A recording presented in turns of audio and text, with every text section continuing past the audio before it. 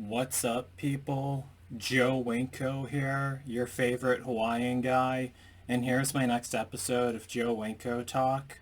So, this is definitely going to be a personal episode of Joe Winko Talk, even though it's about a news story I've read about a crime that happened recently. It's definitely going to have my personal thoughts on it and everything. And this is also even going to be a controversial episode of Joe Winko Talk as well.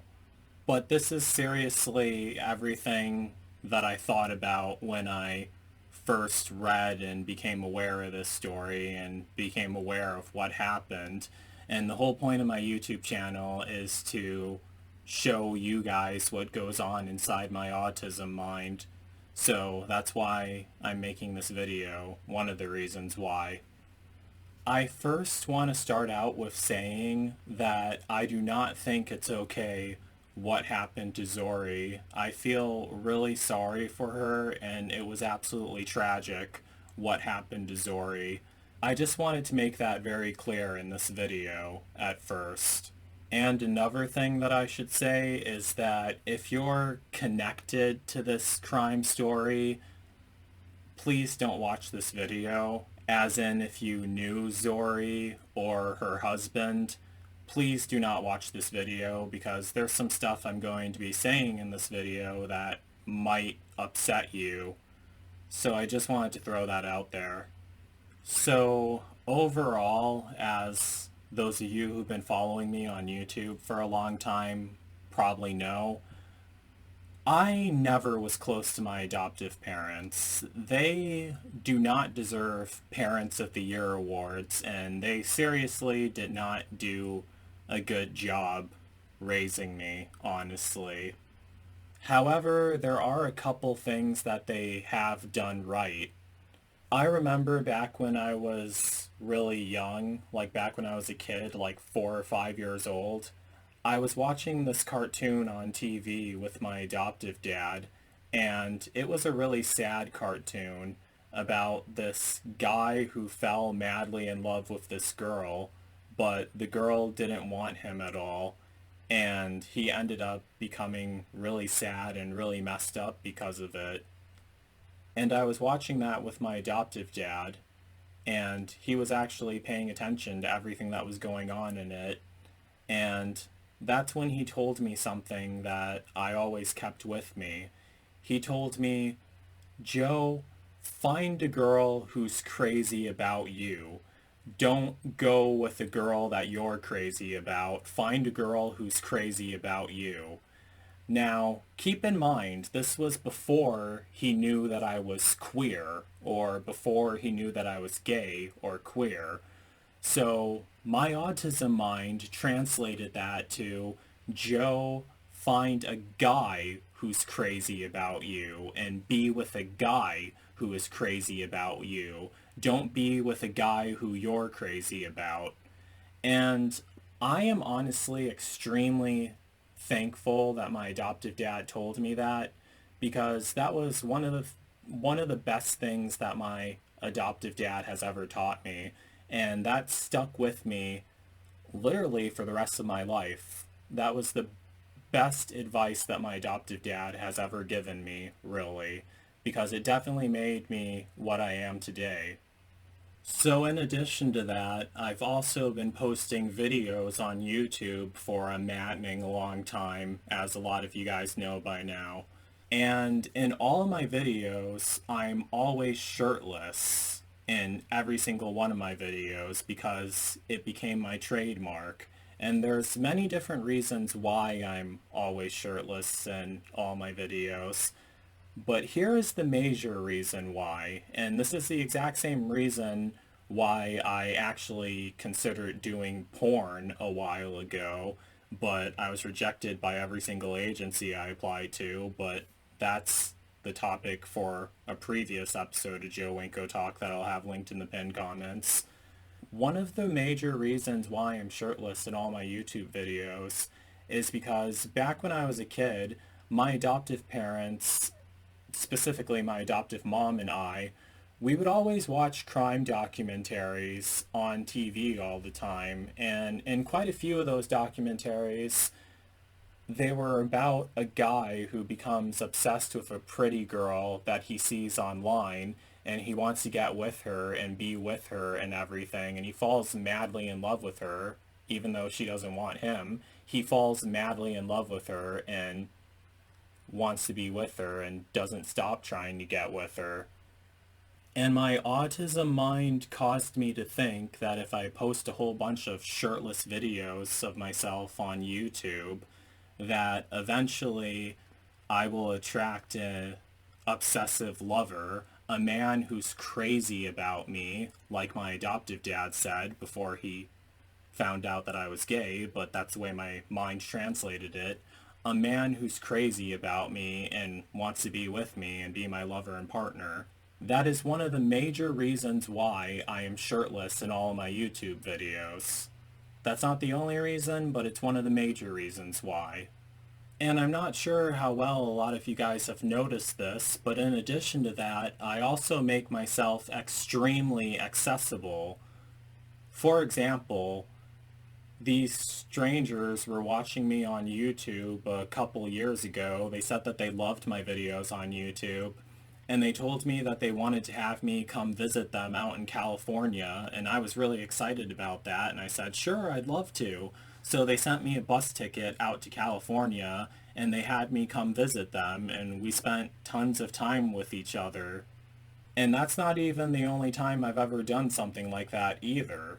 I honestly have never in my life seen any other famous YouTuber do something like that before.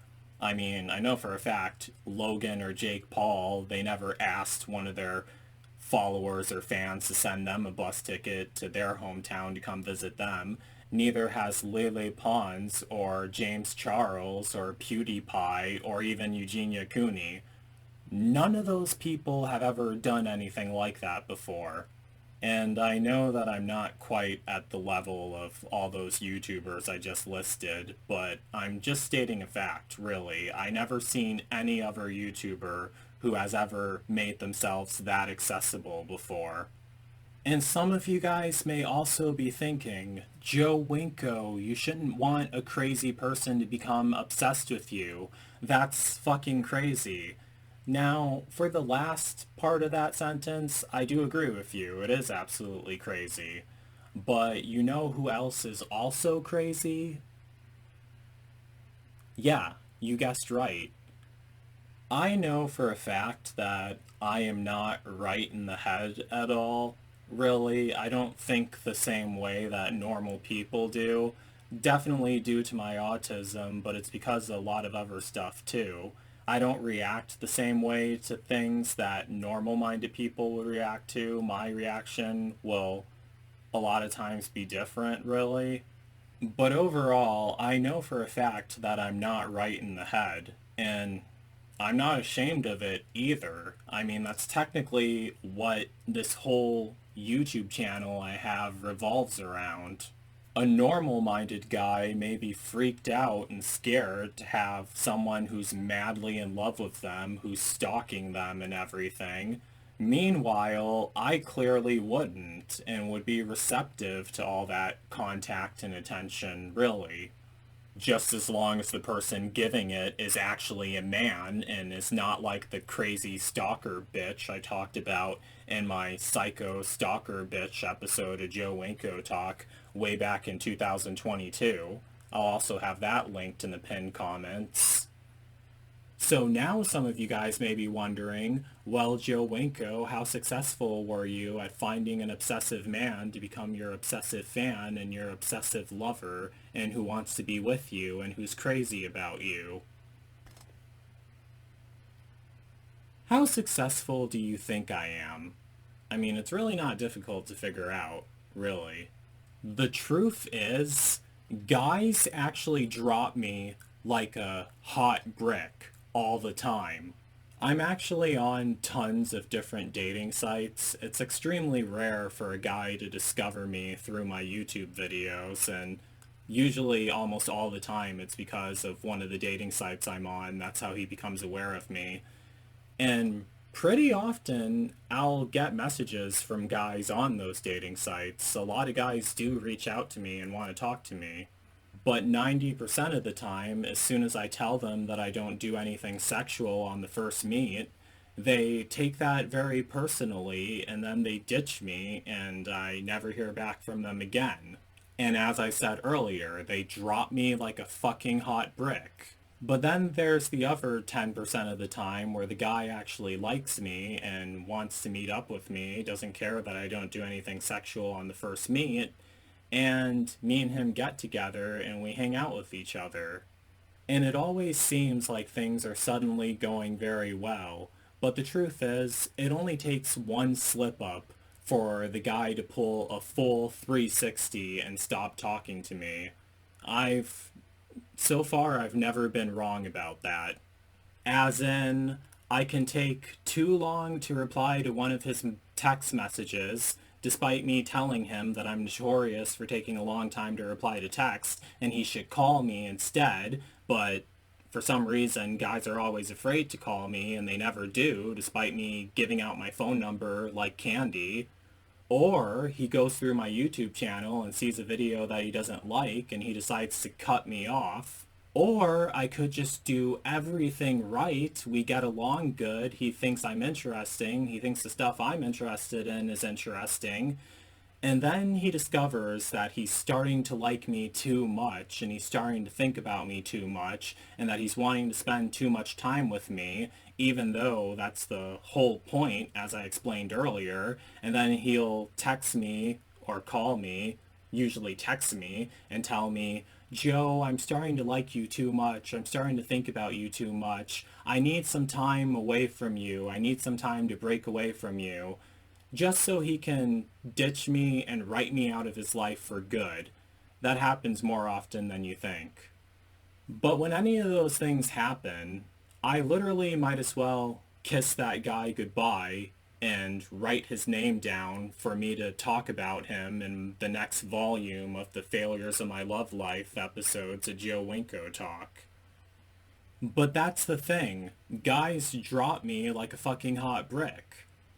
And before you guys have the nerve to comment on this video and tell me, Joe, if you want a man to be fixated on you, you have to better yourself and have more to offer, let me stop you right there. I already hear that comment enough, and I seriously don't need to hear it again. I better myself the best I can.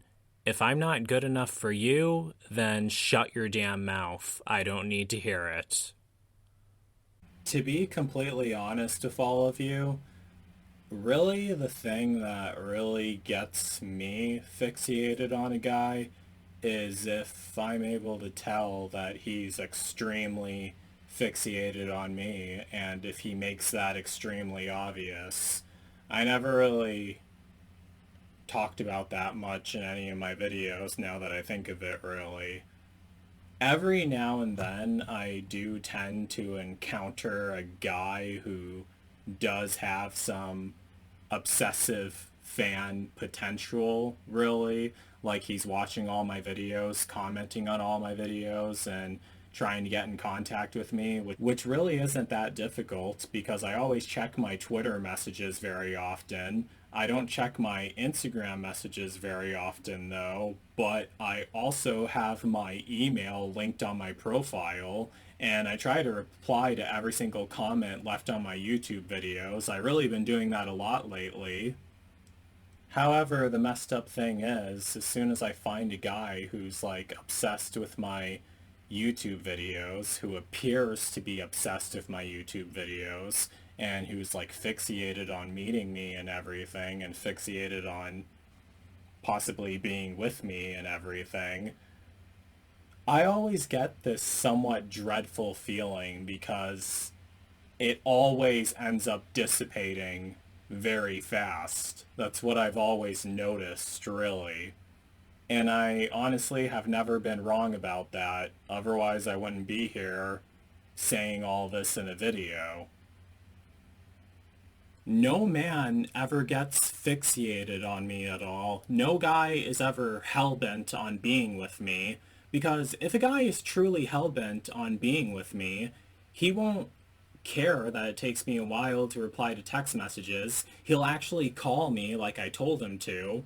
And if a guy like truly becomes like mentally determined, if he like tells himself, I'm going to be Joe Winko's lover, I'm going to be Joe Winko's number one fan, Joe Winko is going to be with me, I can sure as hell bet you that that's absolutely going to happen if he's absolutely serious about it.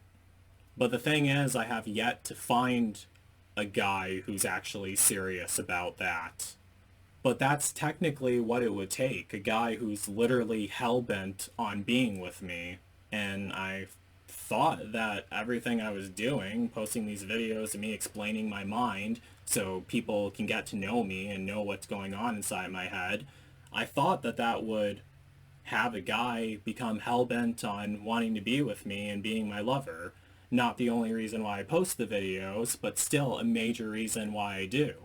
Just as my adoptive dad said, find someone who's crazy about you. But personally, I honestly feel like it's going to take something supernatural for me to cross paths with a man like that, honestly. But I'll be getting back to that very soon. And another really sad thing is, the older I get, the more difficult that is going to be to find. I don't want to get into detail on exactly why I think that way or why it is that way, but the older I get, the more difficult that is going to be for me to find. However, I am able to say this. I am younger than all the people involved in this news story that I'm going to be talking about in this episode. So this is basically the news story that I read online.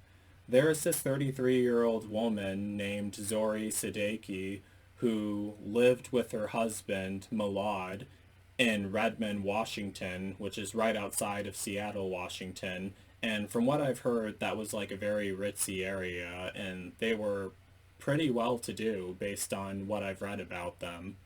So Zohreh was doing this podcast on this voice chat room app called Clubhouse, an app that I downloaded right after I read and heard of this story. And I've been going on the app Clubhouse, and people on there are pretty crazy, but I haven't really made any friends on that app at all, really. But she was using the app to do her podcast on, and she was doing a podcast on how people from the Middle East can find a job in the USA, because she and her husband were from the country of Iran.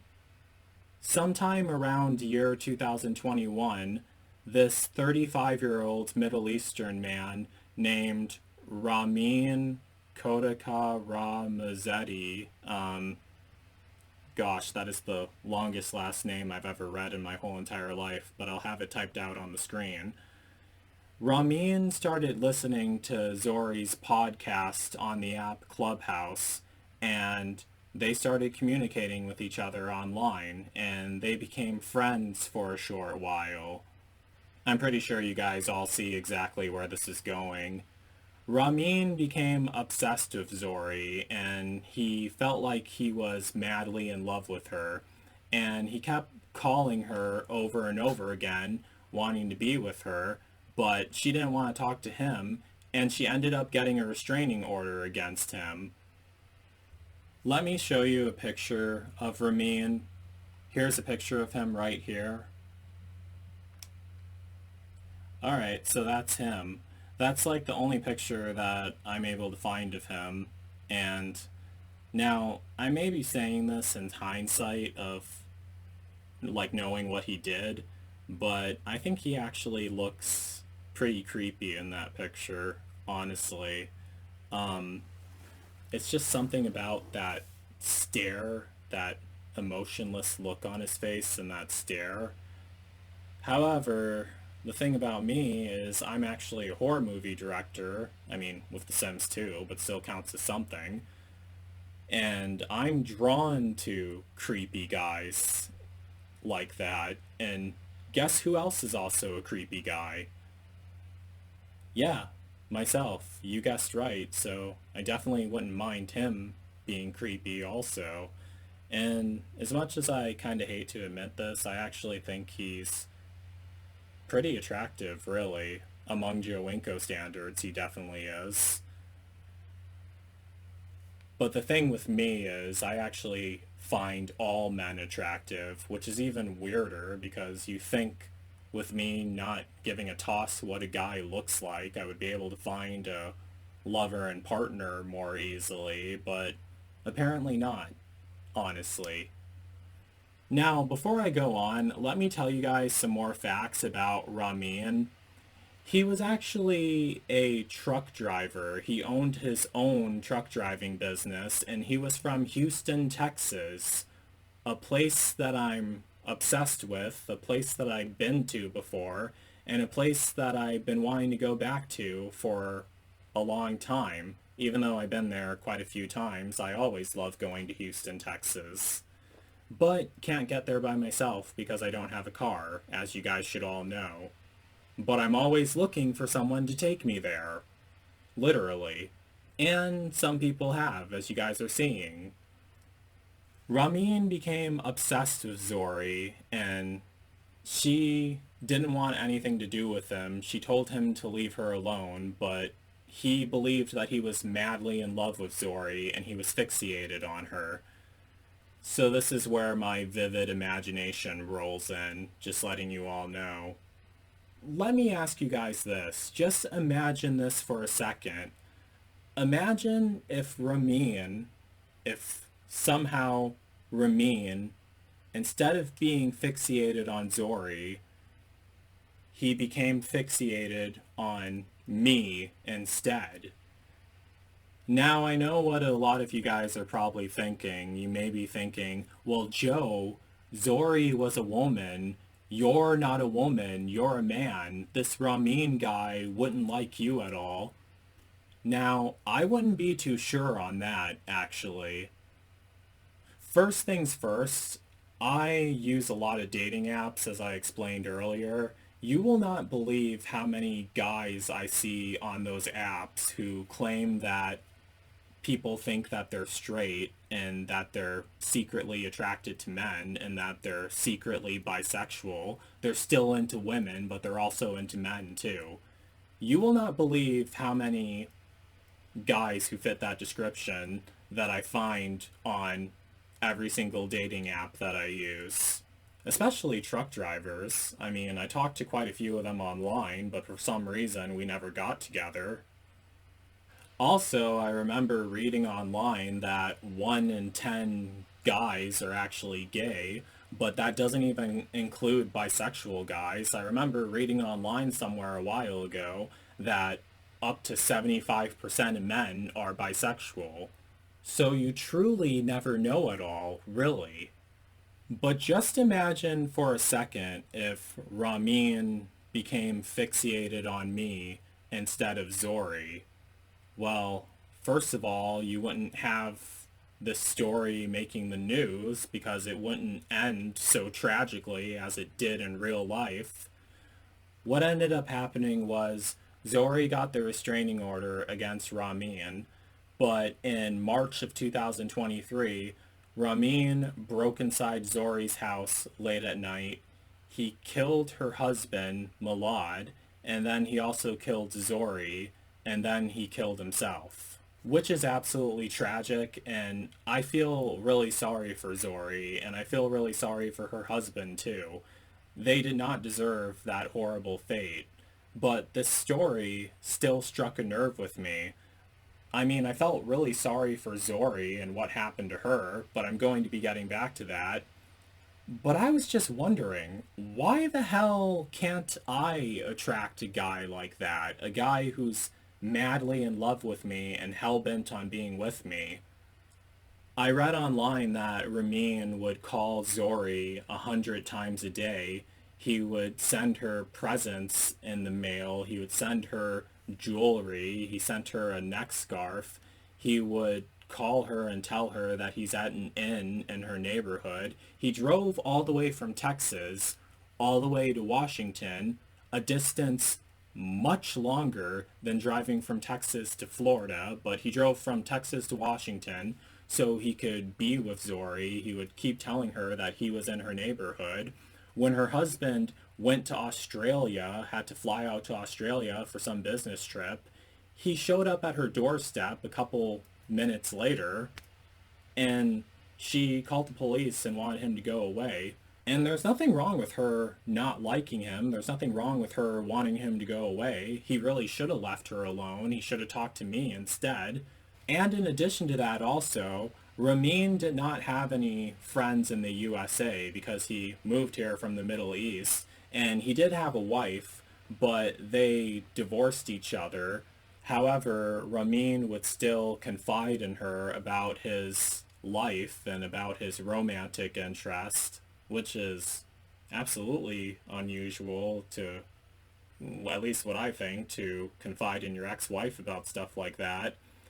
But it was mainly because he didn't have any friends to confide in the USA, and that's why he was doing it. Pretty similar to me. Well, I would say pretty similar to me, but I have like tons of friends who I talk to online and tons of friends who I confide in online. In these stories, it's always some girl who basically is well-to-do, and lack of better terms, who has her head on straight in life and is making her way through life easily and everything. And then it's a crazy guy who becomes obsessed with her, a guy who has issues, but the girl is perfectly fine and everything.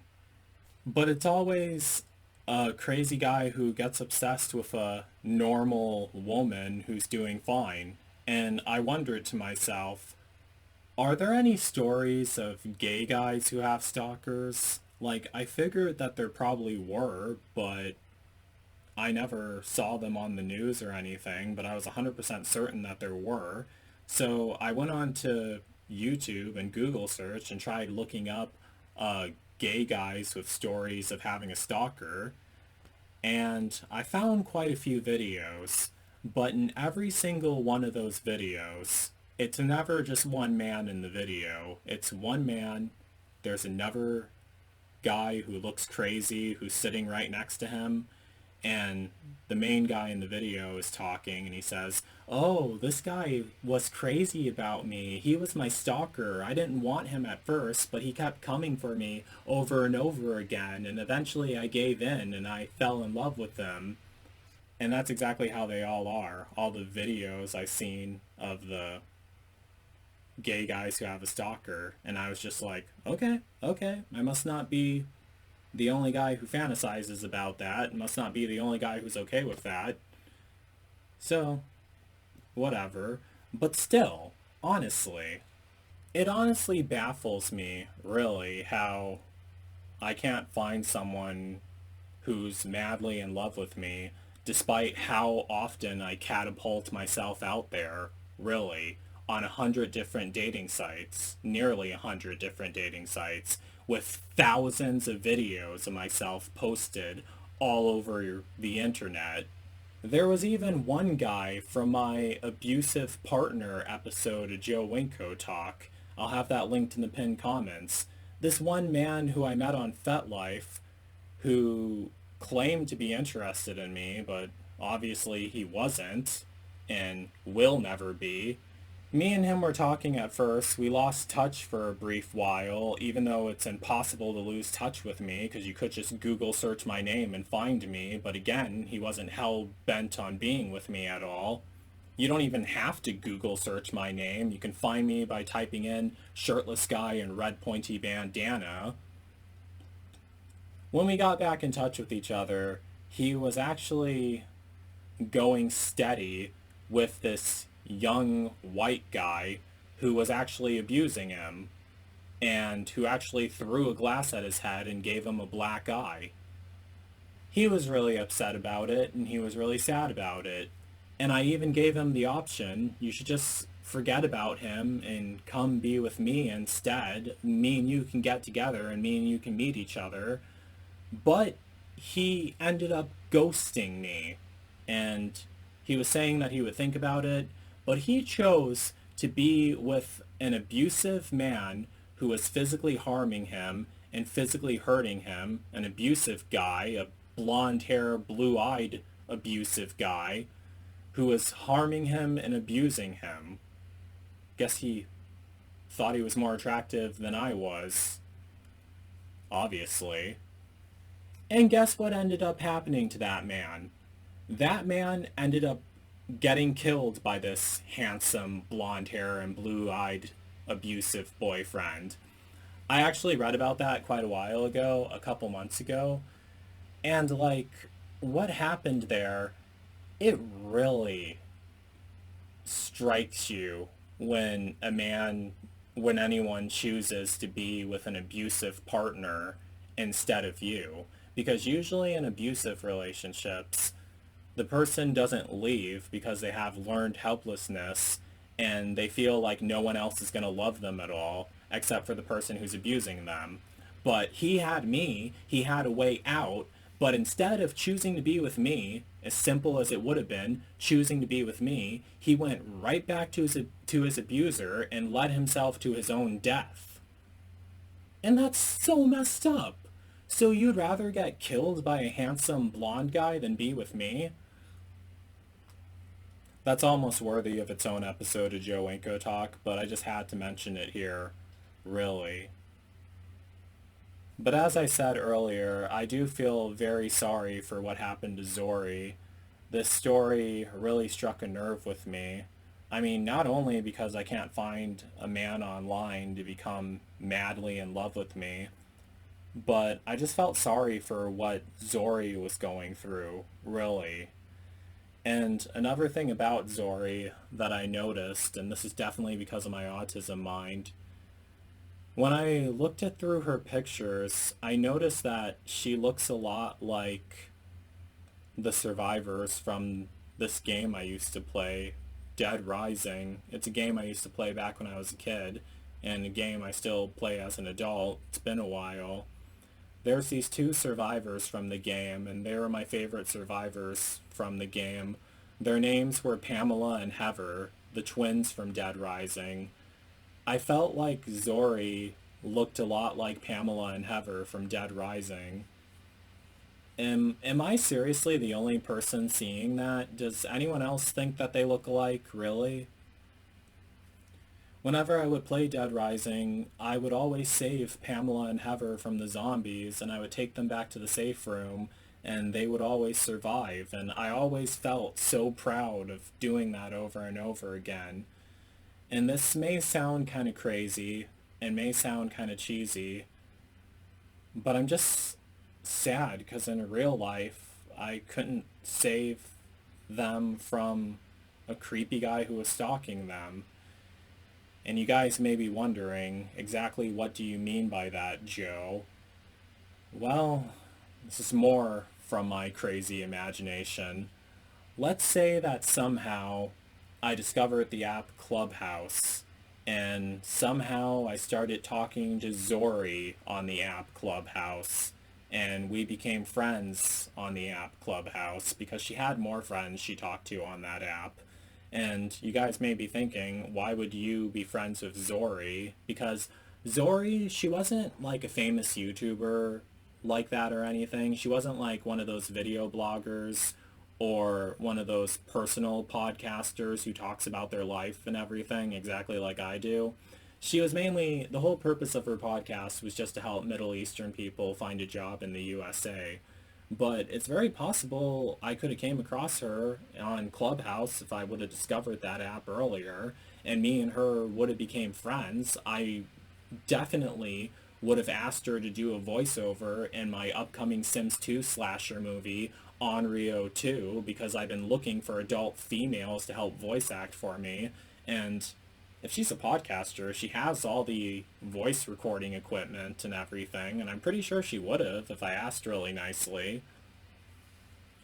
And then one day, while me and her are talking to each other, she probably would tell me, most likely definitely would tell me, that this creepy guy keeps talking to her and keeps stalking her, keeps calling her house, and keeps wanting to be with her over and over again, but she wants him to go away.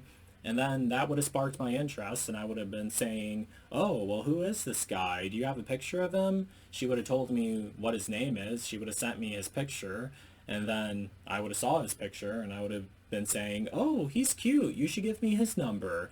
And I think, depending on how late in the game it is, she would either start laughing at me if I asked her that. She would either start laughing, or she would be extremely hesitant, and she would be like, no, Joe, this guy is crazy. He's a stalker and everything. And I would just tell her, well, I don't mind. I've been trying to find a guy who's crazy about myself. And I would have definitely been able to talk her into it. I would have just told her, just give me his number. I'll start calling him instead, and then he'll be busy talking to me, and he won't have time to bother you at all. And I'm 100% certain she would have done that and would have been up for that. She would have told him, oh, you should talk to Joe Winko instead. He's interested in talking to you. He'll be friends with you. He's also really been wanting to go to Texas. You could even drive out to Florida and go meet him. You should please go do that. And I'm almost certain that he really would have done that. I mean, if he has me and her telling him to do that, Ramin definitely would have done that. He would have drove out to Florida. Me and him would have met each other, and then we would go for a long drive with each other, and probably would just be a friendship, or would definitely be possible into turning into more than that. I would be talking to him while we're on the road, telling him about my witchcraft stuff, showing him my YouTube videos. And usually when this guy was 35 years old, someone that age, now this is just what I think because of my autism mind, someone that age, they're not old enough to get extremely freaked out that you're practicing witchcraft or stuff like that. They're not really old enough to think like that, but they're also not young enough to take it extremely seriously. I mean, I'm imagining that if me and him were driving in a truck together and I was talking to him about my YouTube videos and talking to him about witchcraft, he probably would start laughing at me. And then what I would do is I would tell him, well, how about I cast a spell on you? And I would tell him, don't worry, it's not going to be a bad spell. And he probably would say, oh, what kind of spell, Joe Winko? And I said, I could try casting a love spell on you. And I would say it in a joking tone. And then I would pay attention to his reaction. If he's laughing, then I would say, you should have me cast it on you. And then I would try casting it on him. And you guys know how I do the love spells. I mean, I wouldn't really do that right in front of him, but if he was up for that, then I would. But if he doesn't start laughing, and if he just like has a really serious look on his face, like, what the hell? Then I would quickly say, oh, I'm sorry, I was just joking. I'm really, really sorry. I hope I didn't offend you. Because usually when a guy gets mad at you making moves on him, well, I hardly ever make moves on straight men, really. But usually, especially when it's an older guy and a younger guy is complimenting them like that, because wanting to cast a love spell on a guy, that definitely means that you like them. I'm assuming a person like him would be smart enough to see that. Usually they're flattered by it, and I would just tell him, oh, I'm sorry if I freaked you out. I just like you, that's all. No, just saying, no offense. And that's exactly what I would tell him, and I would see if he's receptive to that or not. And I have a feeling that he most likely would have been. I mean, he's a lonely guy, was a lonely guy living in the USA from the Middle East who didn't have any friends, still talking to his ex-wife all the time. So for all I know, he probably would have been, really. And then just imagine that. Me and him would be driving all over the country, and me and him would be together instead. I know that sounds absolutely crazy for me to imagine myself going off with a crazy guy who actually in real life murdered two people and killed himself. But it's what's been going on in my autism mind. It's what I've been imagining. I haven't even talked about the stuff I thought about of Elliot Rodger, but let's not go there. But overall, I would have been able to save Zohreh if it was done that way, it would be like, now this is a really inappropriate analogy for me to use. It would literally be like killing two birds with one stone. And I know that's an extremely inappropriate analogy, but that's technically what it would be, like a win-win for me and Zohreh. Zohreh doesn't have her stalker anymore. She's finally at peace. She knows that he's busy with something else. And I finally have my obsessed fan and obsessed lover or friend to drive around the country with. And knowing how he was hell-bent on being with Zohreh, if things align properly, he'll be hell-bent on being with me instead. The only difference is I'll be receptive to everything, him calling me a lot, wanting to be with me, and giving me presents. I mean, how awesome is that, really? Especially if you want them, how awesome is that? And he was also sending her love letters and everything. Guess how many love letters that I've ever got in my whole entire life? Handwritten love letters. And I have a P.O. box, so yeah, I might as well throw that out there. But guess how many handwritten love letters I've ever received in my whole entire life? Yeah, you guessed right. 0. The thing is, gay men, I mean, at least the ones that I've encountered so far, they really are not romantic at all. They don't send me love letters. They don't dress up as Captain America. The guys that I've encountered don't dress up as Captain America, don't send me love letters. They just want to hook up and then ditch me, or they act like they like me, but as soon as they find one flaw, which they intentionally search for, I will definitely say that, they intentionally try to find a flaw with me, or if they don't find any flaws with me and start liking me too much, they end up ditching me and dropping me like a hot brick, and here I am today doing this video. It's messed up, honestly, and it's not fair. Overall, I feel really sorry for Zohreh. I mean, I wish I could have stopped this madman from stalking her. And she really does look like Pamela and Heather from Dead Rising. And in the game Dead Rising, I was able to save Pamela and Heather from the zombies.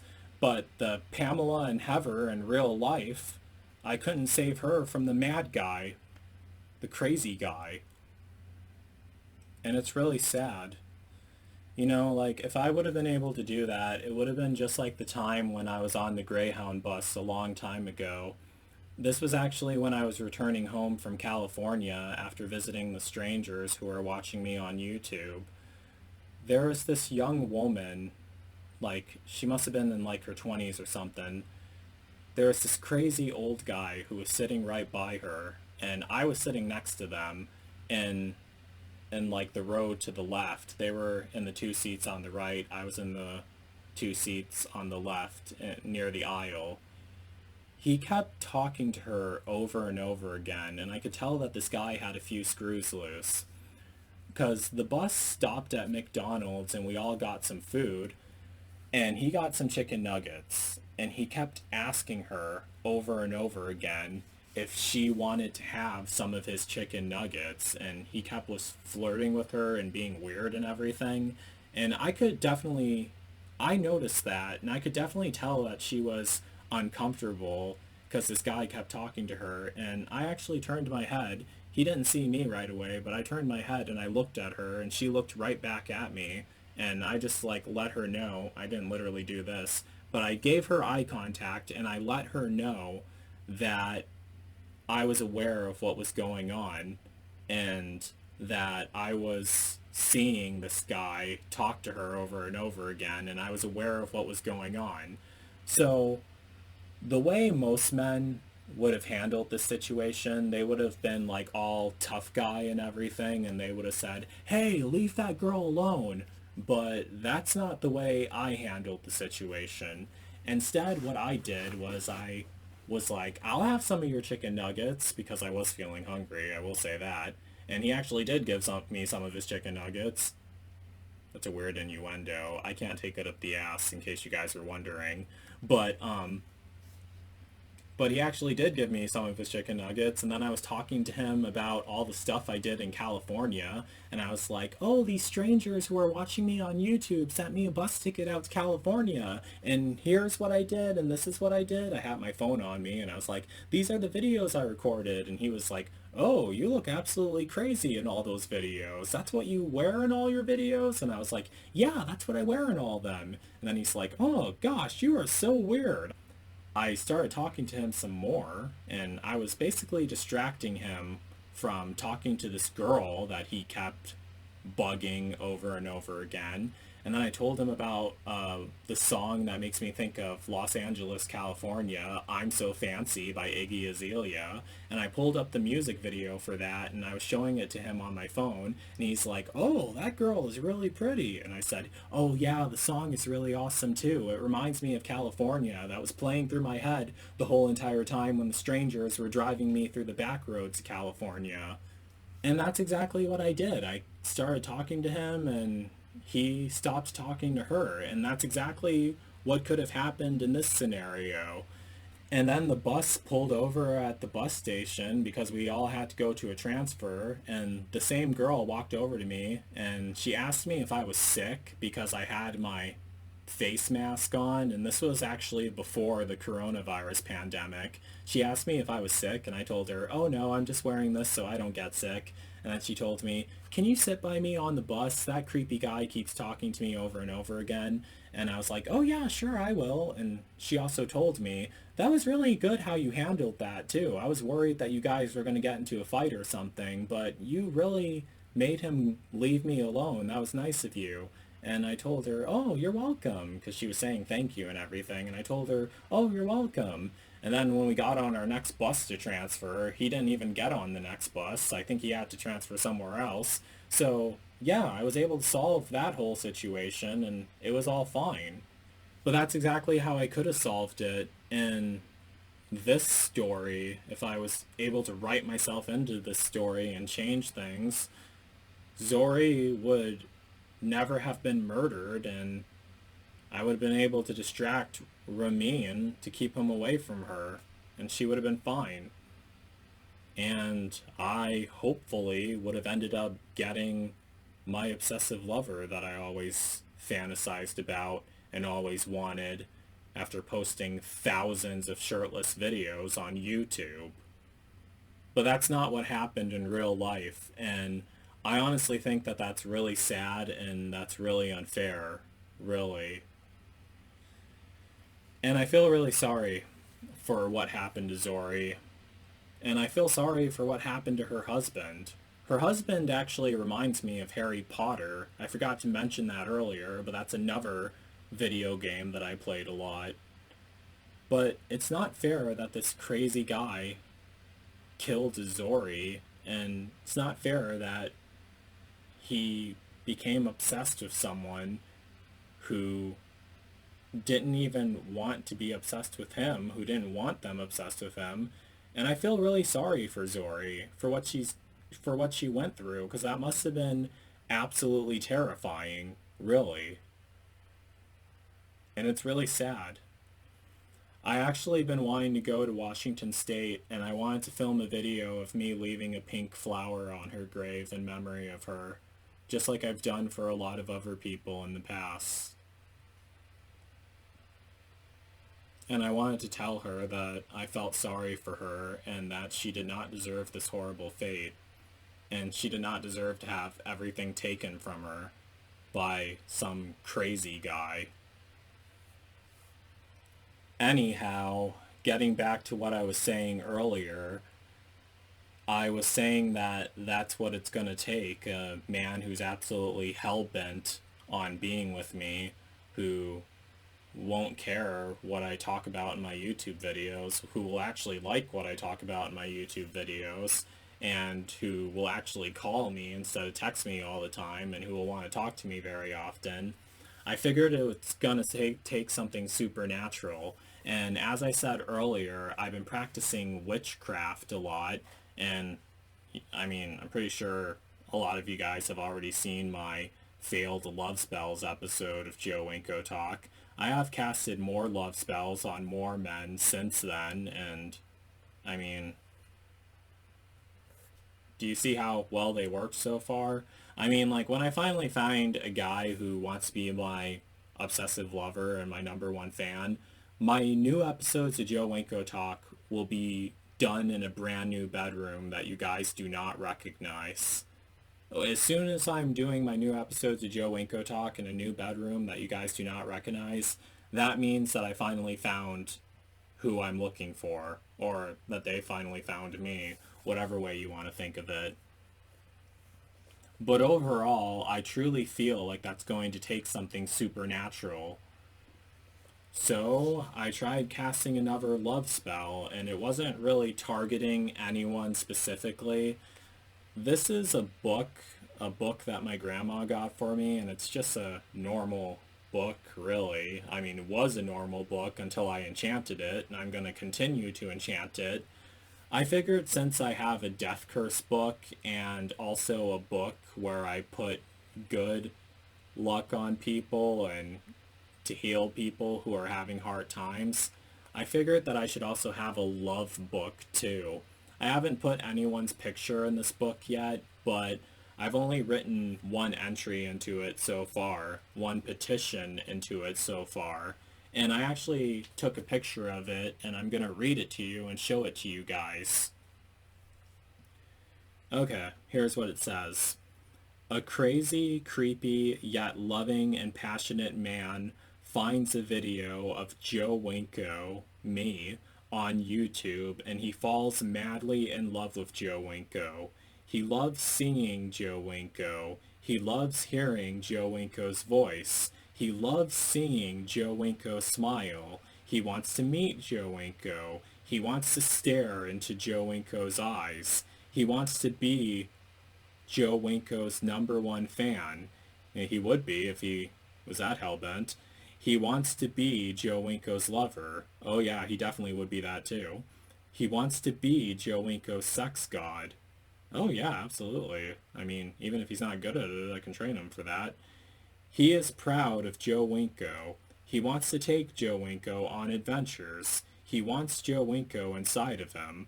The older Joe Winko gets, the more he loves Joe Winko. And I definitely had to include that in because that's actually one of the things that I've been feeling a bit insecure about. But that's almost worthy of a whole new episode of Joe Winko Talk, so let's move on. He will not stop until he's with Joe Winko. He loves Joe Winko.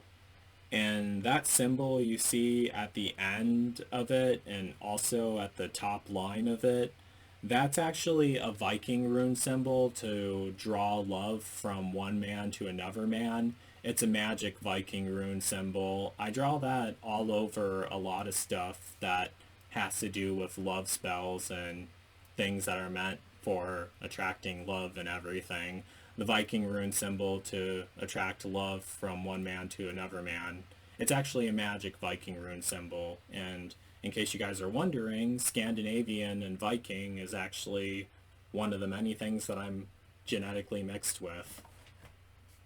So I actually posted that on Reddit, that whole love spell petition thing that I wrote out, and I obviously kind of expected this from Reddit. I posted it on Reddit because I figured someone would find it interesting. I typed in, feel like this was worth another shot. I truly believe that if I keep casting spells like this, that it's going to accumulate and manifest in an extremely intense way, which is kind of the point, honestly. And I typed in, hope someone finds this interesting. And this is honestly almost worth a new episode of Joe Winko Talk. But then this one idiot, don't worry, I will be covering this in a new episode too. This one idiot actually typed in, creepy, not interesting. I feel like this spell is only going to manifest into more of a psychosis than you may already have. Jackass. So basically, he's calling me crazy. Now, I know that I said that I'm aware of the fact that I'm crazy, But when some fucking idiot on Reddit calls you crazy, they're just trying to insult you, and that pisses me off. And if he didn't like my damn post, he didn't have to comment on it, did he? But I'll be covering more of this in my future episode of Joe Winko Talk about this. I mean, it seems like people on Reddit, they just go out of their way to be assholes. And this guy obviously is an asshole. I hope he gets an obsessive stalker. I mean, he's the one that deserves it, really.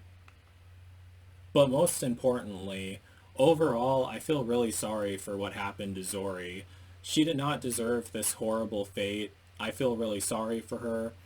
And in all honesty, I wish I could have saved her from this psycho guy who was obsessed with her. Wish I could have steered him away. And I wish I could have done all that so she would still be alive. Just like when I play the game Dead Rising, and I always save Pamela and Heather from the zombies. I always lure the zombies away from them so I can take them out and rescue Pamela and Heather. And Pamela and Heather are safe and alive in Dead Rising. But the Pamela and Heather in real life, Zohreh, I wasn't able to save her from this madman. And I didn't even... It's just weird, because I'm literally talking about these people like I actually knew them. I don't know anyone in Washington. I never talked to Zohreh at all. I mean, I wish I would have. I mean, if I had, this wouldn't have never happened. I didn't know Ramin either, or any of these people. But it's really sad. And I wish I would have, and it's not fair. And that also bothers me on top of this, on top of everything else. And I feel really sorry for her. And now I've been wanting to visit Washington State, and I want to find out where Zohreh is buried. And I want to do a video of me leaving a pink or purple or blue flower by her grave in memory of her. Exactly as I have done for countless other people for a long time. As I usually do. Because I would want someone to do the same for me. So that's basically it for this episode of Joe Winko Talk. I know that quite a bit of stuff I said was a bit controversial, but I'm just being honest with you guys what goes on inside my mind, really. So don't forget to like, don't forget to comment, don't forget to subscribe, don't forget to like me on Facebook, and follow me on Twitter, Instagram, and Tumblr. So that's it. Peace out, people.